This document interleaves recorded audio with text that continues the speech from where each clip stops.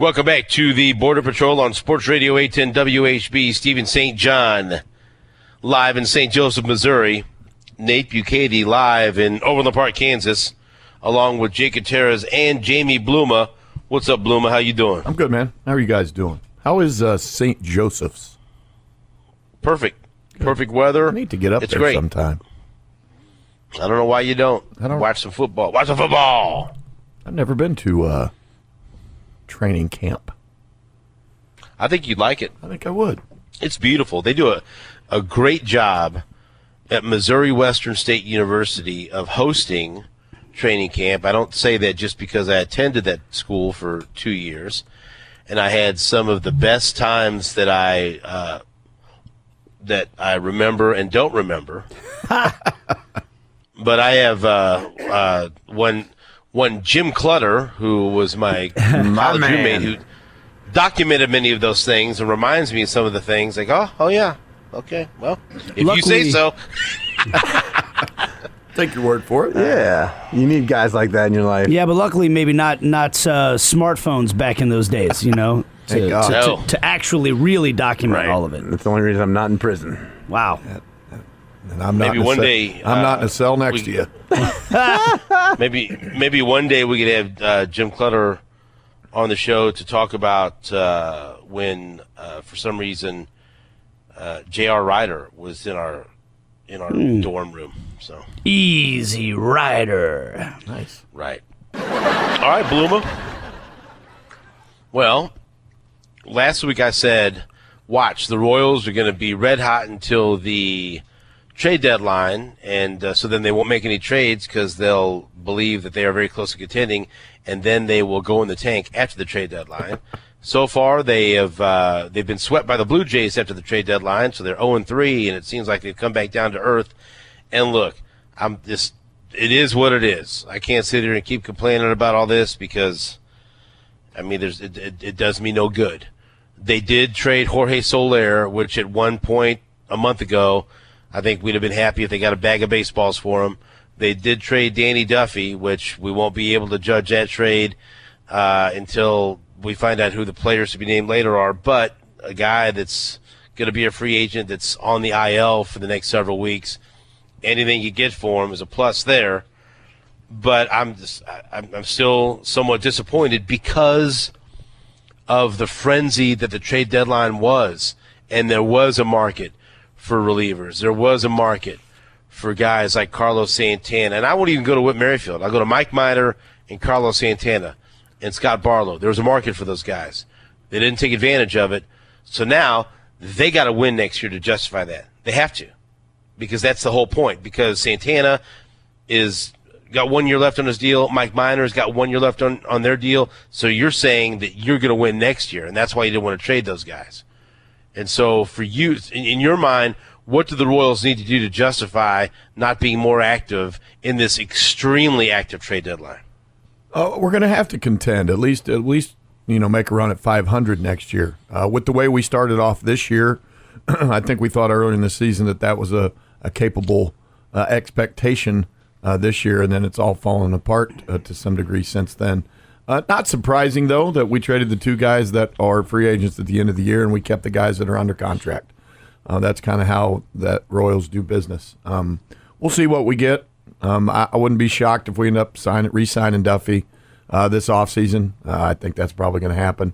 We'll see what we get for Soler, how that shakes out. But you kind of knew that's how that was going to go. I'd have been shocked if we'd have given up Minor or Santana, or especially Barlow, because as Dayton said, he had to be blown away by an offer. So I think he was only going to take probably something more, blow us away more than even him to get those guys to leave here. So that's the expectation moving forward, of course, is you want to contend next year. I don't know if it's going to happen. We're going to have to see a lot more out of our young starting pitching. And even though we've only lost Soler out of our lineup, I mean, we were completely flat offensively going into that series against Toronto. I know they're all excited that they finally get to play at home for the first time in almost 2 years. But their starting pitching isn't, I mean, they had a rookie on the mound in Manoah. Excuse me. They didn't have Ryu and some of the studs that they have, and for us to only score 5 runs in 3 games, you knew their lineup was going to be exciting and do all that. And I think we actually did a pretty decent job of not giving up some crazy offensive numbers. Well, they scored like 5 runs every game, didn't they? 5 or 4. Yeah, I mean, which is not great, but not terrible. Not terrible for the lineup that they run out there. So just losing Soler, we got to have some guys offensively step up. I kind of like what the starting pitching's done. We had won 8 out of 9 going into that series. So Daniel Lynch looking good. A little worrisome about Keller leaving with stiff lower back. We'll see what we have moving forward. It's good to see Carlos Hernandez kind of stepping up in the absence of Duffy and some other starting pitching. So because we only did a little bit, I thought something might come down to the wire just because of how crazy the trade deadline was there the last few hours, that something may happen. And it sounds like there were some inquiries, but nothing ended up shaking out. So everything that Steven just laid out, I think brings up, okay, so the rest of this season is all about signs that tell you this team is going to be ready to win next year. And, man, I mean, look, in order to believe that, you have to believe in some things that don't exist right now.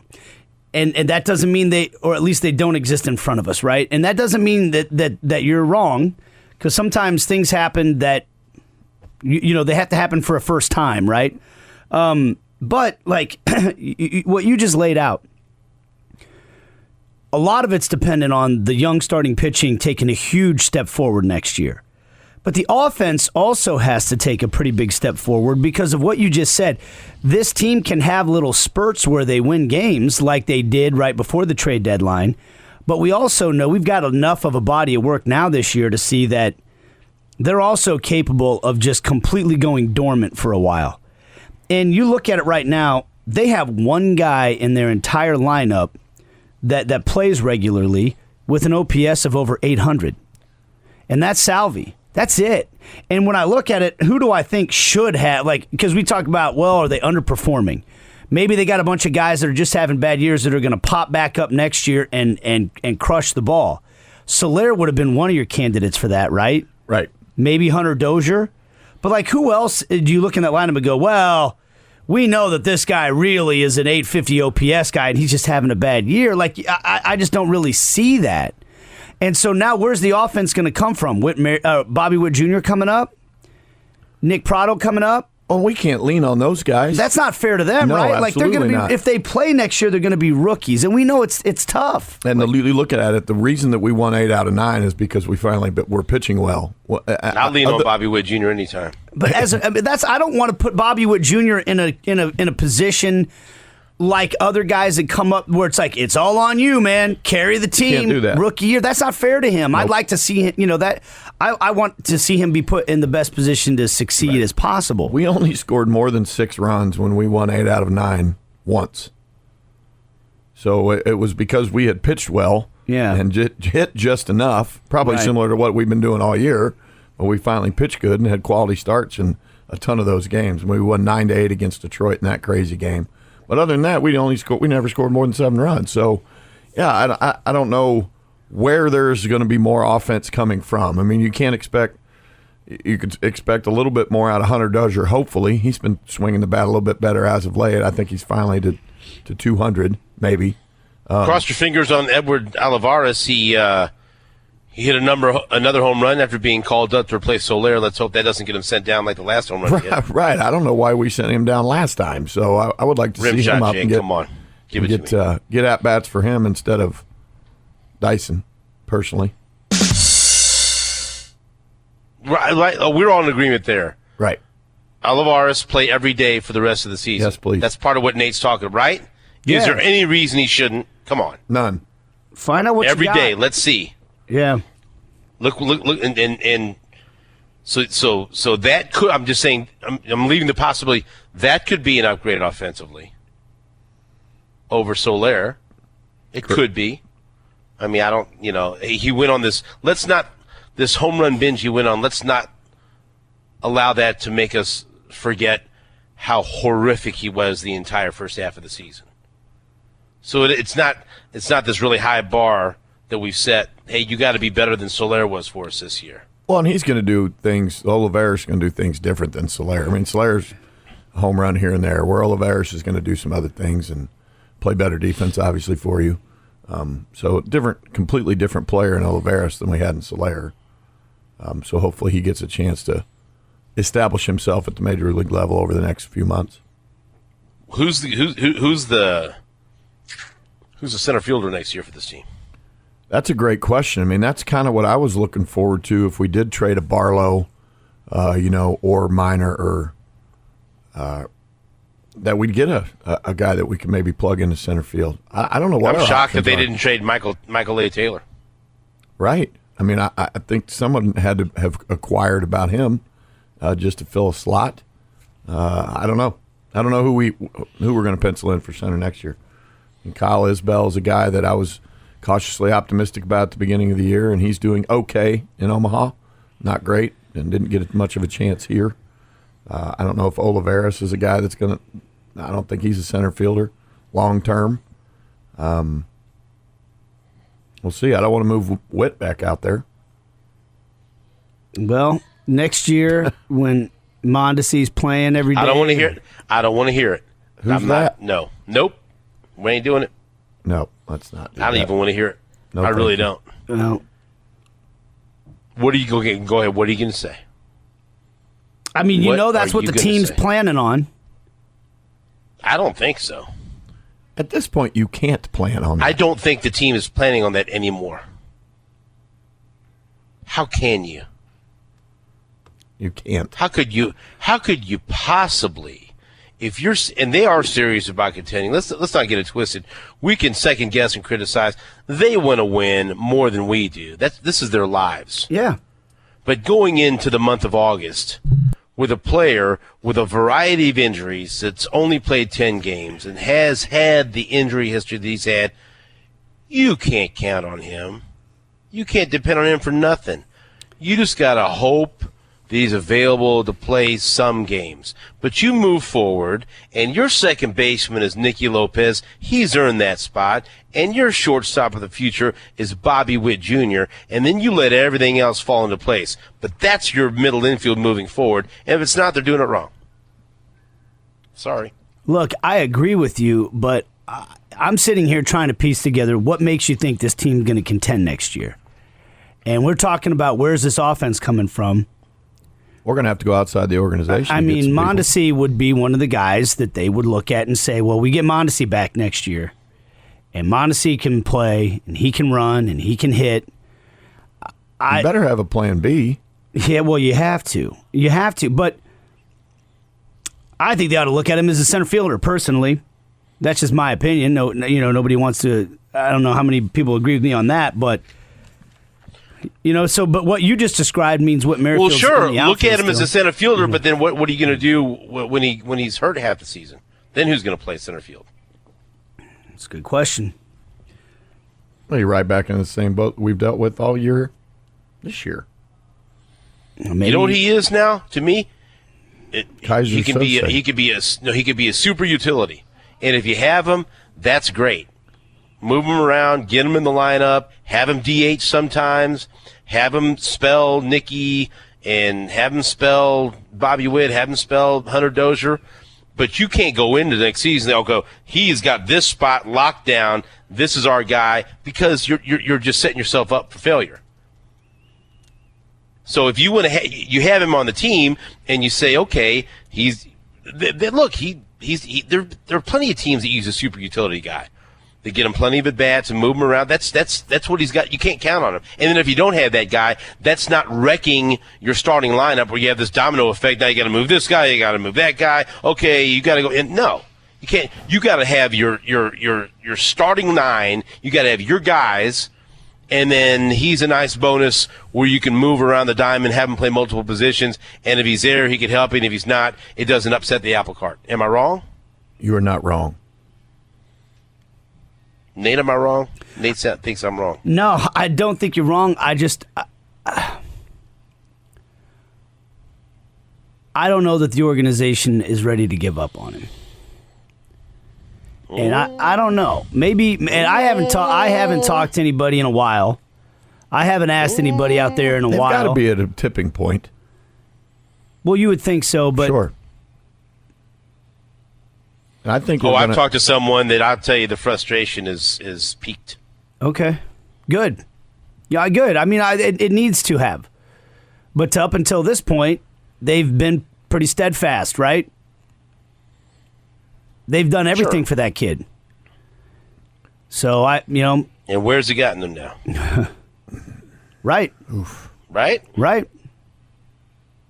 Well, I'm glad to hear that there's frustration there, because I like I said, I'll admit I haven't asked anybody in a while because I almost didn't want to know what the answer was. Go get your phone right now and call someone and ask them. Sounds like you already have. I want you to though. Well, I will. Call me right next. Okay. Call me and ask me, and I'll tell you. I'll tell you what I think. I'll tell you what I think. I don't think it's any surprise. But I'm not. Hey, I love it. Oh, I'd love it if he played every day. He'd help the lineup. He'd help everything. But he's not gonna. And so you just can't put yourself in the position where you say, nope, Mondesi's our everyday shortstop next year. Nope, you can't do that. Because he's shown you that that's fool's gold. But what you can do, and there's nothing wrong with that. I mean, Ben Zobrist made a career out of it. I mean, I know Witt's a starting guy, but Witt offers flexibility. Just you got to be creative and understand that he's not an everyday player. He doesn't have the durability to do that for whatever reason. And then you can't. And if you get a lot of games out of him in that capacity, then that's a bonus. And if you don't, it doesn't wreck your plans. That's my only point. That's how you can still try to get something out of him, but also you're set if he's not available. Well, I don't even know if he has enough intrigue to be a piece that you could trade in the offseason. He's clearly got very little value right now because he can't get on the field. But if maybe he proves that at the end of the year we do get him back for that stretch run and he does something, maybe he's something that's attractive to somebody else.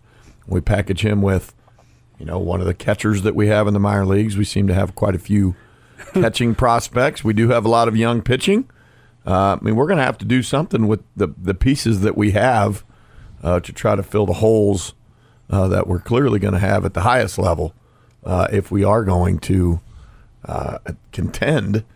I don't know. We have to get to 500 before we start talking about contending. But I mean, that's always the goal. But the team's not close to 500, and No. they are talking, and they're making decisions based on contending next year. I guess that goes back to the original point that Steven's talking about here, and it's just.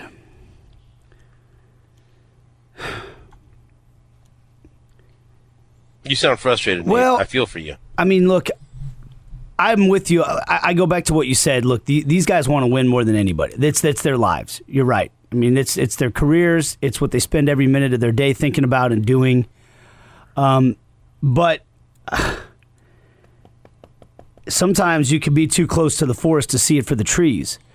And, I mean, I'm looking at a team that's 13th out of 15th in runs scored in the American League, 13th out of 15th in ERA in the American League. So that means they're at the bottom in pitching, they're at the bottom in hitting. And there are prospects on the pitching front that So you at least can see from the pitching standpoint that we have an opportunity to take a step forward. Yeah. I don't see that on the offensive side. And I think even that's your then, point. I mean, yeah, and even then, like, I feel like it's optimistic to think that all that pitching is going to take a collective step forward. Some of those guys, to me, aren't going to develop. Some of them aren't producing right now because they're not going to be great big league pitchers. I hope I'm wrong about that. But the history tells you that they're not all going to become studs right away, if ever. And then, like you said, Jamie, on the other side, it's like I don't even see we got a couple guys that have been playing in the big leagues that are about to turn it on. Like you're hoping the two guys that are crushing it in AAA right now are just going to hit the ground running and be studs right off the bat next year. I mean, where else? That's asking too much. I don't know. I just Man, I hope they're right and I'm wrong. I do. I'm rooting for all those guys, but I guess, it's just, it's basing long-term decisions off of the idea that it's all going to go right next year I hope it's not irresponsible. That's all. Well, not everything always goes right. You can't expect everything to go right. Hopefully, a couple things will go right. You have enough to cover the things that don't go right, and we don't have enough to cover the things that aren't going to go right. So,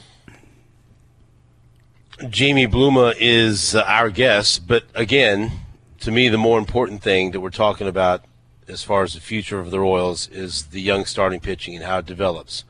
Now we've seen a couple of good starts from Daniel Lynch. Chris Bubich has been very, very good recently, so that's a plus. We're still waiting for Brady Singer to get healthy and then the eventual return of Jackson Kowar. So let's focus on the two guys, and we'll throw Carlos Hernandez in there as well. So tell me, before we run out of time, Carlos Hernandez, Chris Bubich, Daniel Lynch, what have you seen from them in their last few appearances, that has led to them having more success? Just command. And a little bit more confidence. Hernandez ought to have confidence in his stuff, no doubt. The guy's throwing 100. But he's been able to command the strike zone with more than one pitch. That's where he's done a better job. Daniel Lynch just have the ability to get strike one. That's the thing that's helped him. He's been a lot better. He's fun. He's going to be a fun guy to watch long term.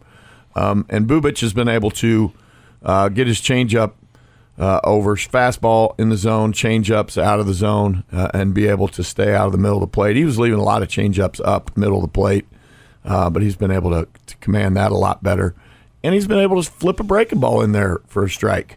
So it gives him a third pitch for guys to take a look at. I don't think that one thing he didn't have the ability to do that earlier in the year. It was just looked like fastball change. When he's not commanding that, he's in trouble. Now you can throw a first pitch curveball, give something else for the guy. So overall, I talk about it. Boddicker talks about it. You hear Monty talk about it. The ability to get ahead in the count and throw strike one. That every guy's going for that. And those guys, you see what happens with their stuff when they have the ability to do that. Way more success.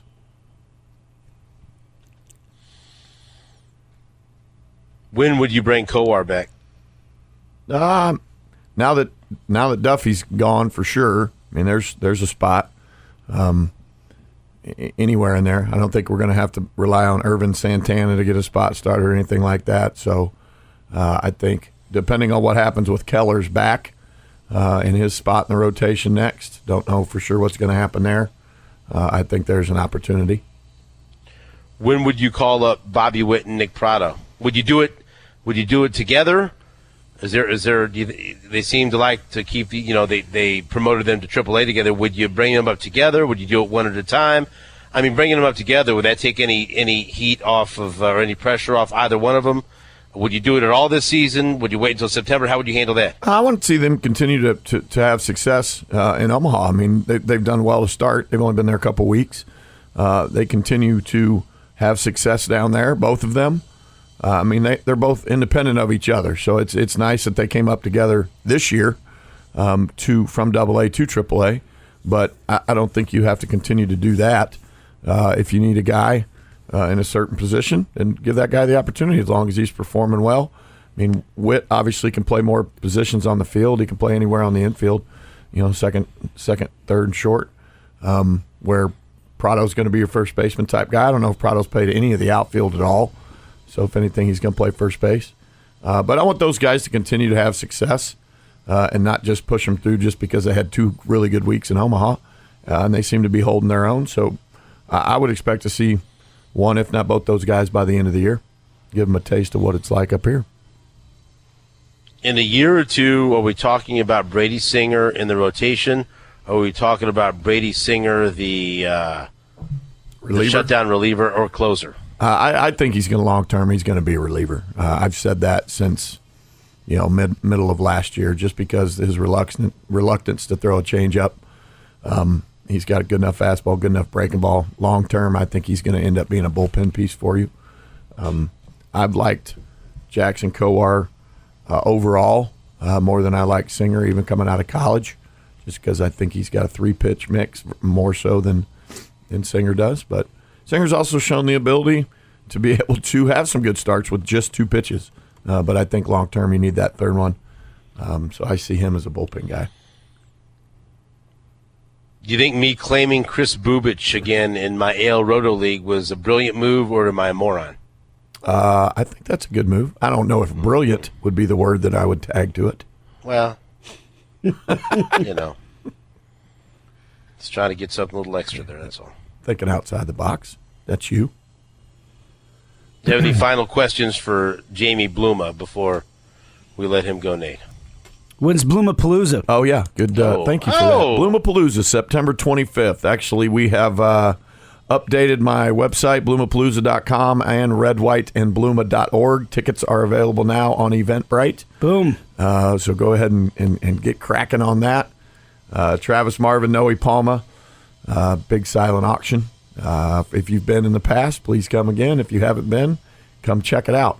Also want to give a shout out to my team yesterday out at Creekmore. We had a golf tournament for K9 unit, raising some money for equipment for some K9 unit and the dogs, with Brian and Scott and Sean. I haven't blocked any of those guys on Twitter, have I? Nope, you have not. Good. They like Gary Lezak, and they like peanut butter. So all right. I told them I'd talk about that today. I'll be honest with you. Most people that like Gary like peanut butter and vice versa. So that kind of goes hand in hand, doesn't it? Well, I had to tell the story, too, of when I took the pie in the face here in studio. Mm-hmm. Whoa. And the dogs were licking my face. Oh, yeah. Yeah, it was not good. You didn't like that. What part didn't you? Peanut butter face. What part didn't you like? What part did I like? But the way you describe it, there's many things that could be worse than that, I think. No, very, very much. Many things that could be worse than that. But they licked your face. They licked your face clean, Bluma. That they did. Don't we have pictures? Can I get a video? Yeah, we have pictures of it somewhere, someplace. That was a while. And then what if you got some kid? What if your kid looks at you and says, "Whoa"? What if a kid says, "Mom or Dad, boy, I wish I could learn how to pitch." Whether it's a young man looking at baseball or a young lady that wants to attack the world of softball. How could they possibly get lessons in baseball? You can go to our Facebook page, Home Field Kansas City. Give us a call, 913-320-4404. You can always email me, bundyjr19 at AOL.com. Old school email address. You can find me on Twitter, also bundyjr19, Facebook. I'm not a hard guy to run down. Get your kids in for some lessons. About to get fall ball cranking. Weather's perfect. Wow, this is amazing. It feels like fall right now. Woo. Mm-hmm. Oh, and last but not least, but a big shout out to Emily McNeil and her partner, Daryl Simon. Tandemonium has now been named the first place in mixed tandem. How about that? There was some... no cheating. Yeah. There was a little bit of... You'll get caught. Yep, you got a little penalty on the the first place team for turning off their navigation lights. They didn't have their damn light on, and that's a danger not only to themselves but the other people on the water. So congratulations to Team Tandemonium for first place in mixed tandem in the MR340. So. You could say a lot of things about Deepwater Darrell, but one thing I will not let anyone say is that he's a rule breaker. That guy goes by the book. Mm-hmm. You got to go down and visit Deepwater Darrell and his family and grounds crew over the weekend and deliver his first place trophy and hang out with those guys. So appreciate that whole entire crew, Jacob and Jake, Brian, awesome, Linda, Darrell, fabulous. So Bluma, you're the man. Thank you guys, appreciate it. Thank you, Jamie Bluma. We'll have some Chiefs sound from up here in training camp. That's where I am in St. Joseph, Missouri. Back after this on WHB.